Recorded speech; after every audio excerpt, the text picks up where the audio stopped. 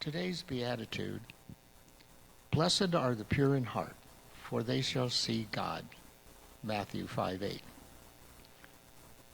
Through the Beatitudes, Jesus gives us eyes to see as he sees. The blessing of God's reign already emerging in and among us. The Beatitudes can serve as lenses through which we begin to see God in our midst. Bruce and I have been doing a study of Mark during Lent time, and Jesus over and over is trying to teach the people, and the Sadducees and Pharisees are always coming at him with the law. And the heart represents the central wisdom of feeling, rather than the head, the wisdom of reason. The first thing we learn from this beatitude is that Jesus is concerned with our hearts. It's not enough to clean up our act on the outside. Jesus was trying to work on our insides, and that's based on Matthew 23:25-26.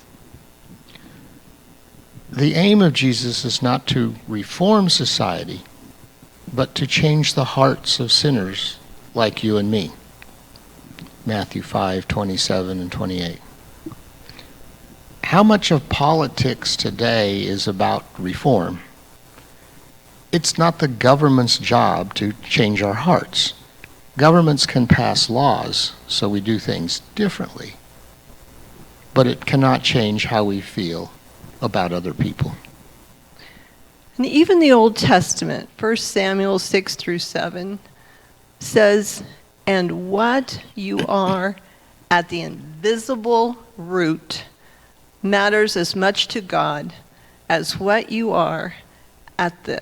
Let's try that again. "And what you are at the invisible root matters as much to God as what you are at the visible branch." So how do we behave differently if we are to be pure in heart, as the Beatitude says? One 9-year-old said, "They are people who go all out, not halfway. They will see God." So what does having a pure heart mean? To be without malice, treachery, evil intent, even our intents, being honest, sincere, without deviousness, to be clean, unsustained guilt, and blameless. How do you become pure at heart? We are not pure people by nature, so how do we attain this? Love what God loves.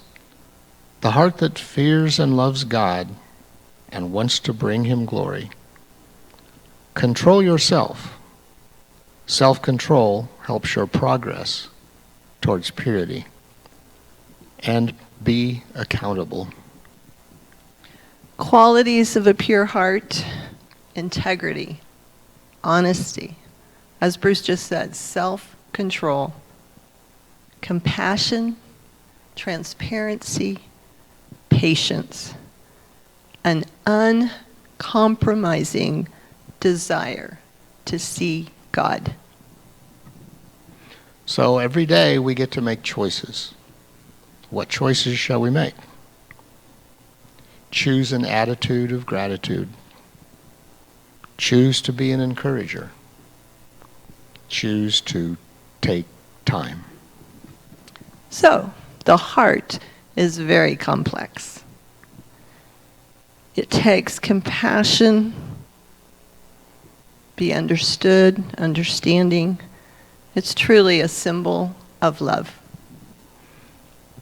And in conclusion, a pure heart is a heart that has warmth and comfort, that makes others feel cared for, in safe hands. A heart that does not have a limit in giving. It does not limit welcoming others. Its doors will always be open to those who are in need.